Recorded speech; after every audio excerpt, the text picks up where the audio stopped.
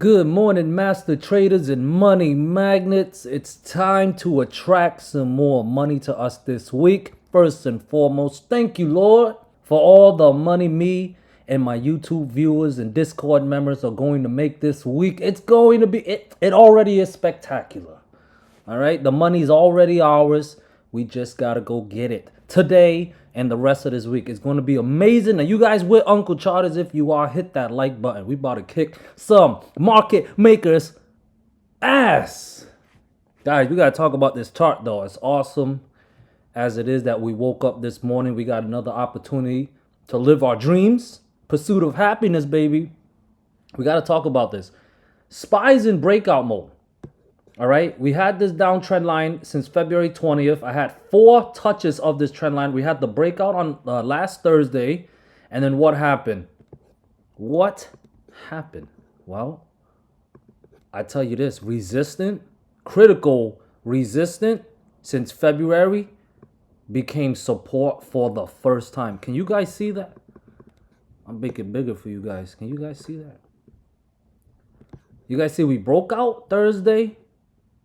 Friday, critical resistance, that red trend line became support. Is that bullish price action behavior or is that bearish price action behavior? Right now, it is bullish price action behavior. The breakout is still intact, okay? And as long as the breakout is still intact, Uncle Charters is going to be bullish, and I will favor a test at least of the 50 daily moving average. Okay, there's the gap fill at 555, and then the 50 daily moving average is 560 plus. Last Friday was at 562. We'll see where it opens up today. It's most likely 560 plus or right around that area. Either way, for SPY to be able to get to that level or even go for the gap fill, I have a fib level at 549.6. We actually, technically, we cleared that level last Friday, but as you guys can see in the pre-market, we're a bit below it, gapping a little bit low. So, if more upside is the plan, 549.6 must clear to give us more upside and keep last Friday's breakout intact.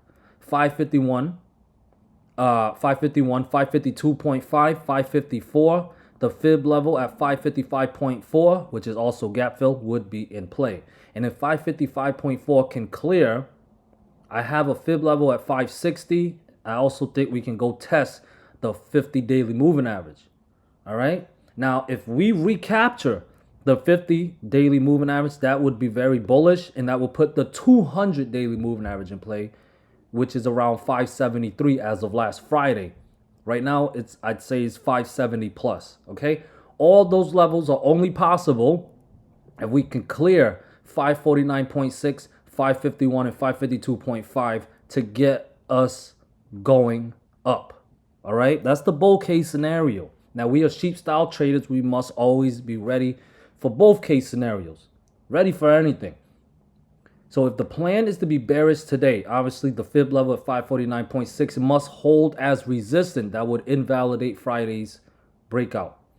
Next supports would be 548, 545, and 543.3. Now 543.3 is a fib level and is right around where that downtrend line is. It does slope down. So 542 is based on the downtrend line. So if we lose 543.3, 542 incoming, that's that downtrend line, multi-month downtrend line. And below 542, guys, false breakout setup possible. Below 542 would invalidate last week's breakout.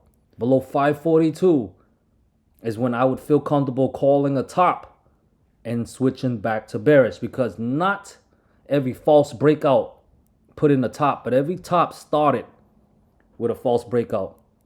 Okay, we got the bull case, we got the bear case. Now it's on you guys to trade it unbiasedly.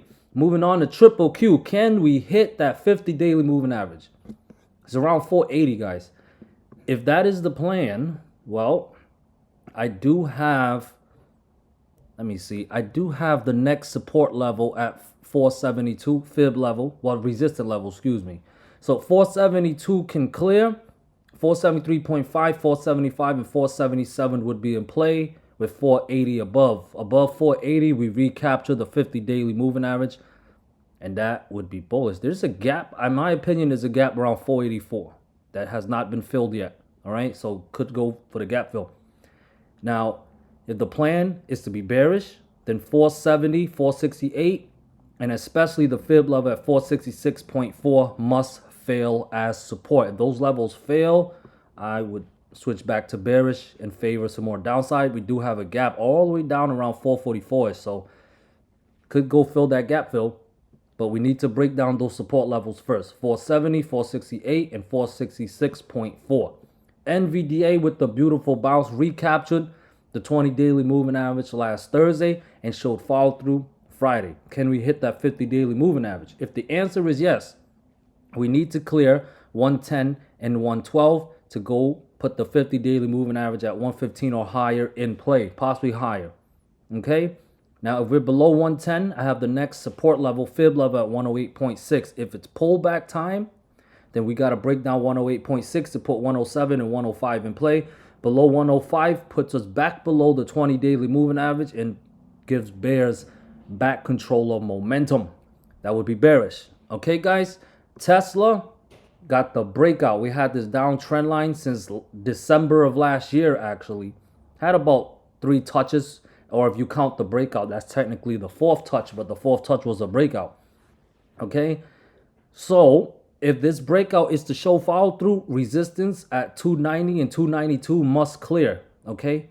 If those levels clear, I think we can go hit 300, 304 or higher, possibly 315 or higher. Okay? If we clear 292 today, the 300 to the 315 area would definitely be my target. All right? Now, if it's pullback time, we need a false breakout. Okay? The breakout level of the downtrend line was all the way down at 278. It's sloping down. Okay? Tesla's around 288 as of writing this. So I have, 288 is the support, but I have support at 285, 283, 280. Okay, those levels fail. 278, 276, and 274 will all be in play. Below 274, I would be bearish again. Okay, that's a fib level.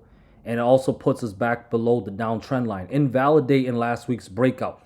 All right, guys, here is coin. For today, 207 is the big level to watch. Okay, as long as above 207, stay bullish. 210 and 212 must clear. Those levels clear. We can go for that gap fill around 215, possibly higher. 221 and 222 would be targets. With 227, that's around the 200 daily moving average as a target. Now, if we break down 207, then last Friday's breakout is invalidated. False breakout setup. Below 207, I would be bearish. 205, 200, and back to the low 190s would be in play for coin. And then here is the VIX, guys. I got a wedge here for the VIX. Excuse me, I said the WIX. If we break out, okay, if we break out this wedge, it needs VIX to get above 26, 28, 30, 31.4. But 26 is the breakout level. If we get above it, clearing those levels that I mentioned, VIX is bullish. Above 26, 28, VIX is bullish. If VIX starts popping, be careful. SPY might start dropping. All right? Breakout level, 26, clear 28, 30, 31.4, I would be bullish.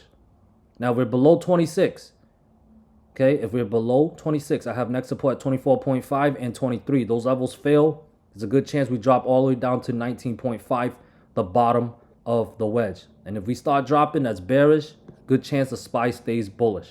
All right, guys, thank you guys so much. I love y'all. Remember, you guys are master traders. You guys are money magnets. Say it with me.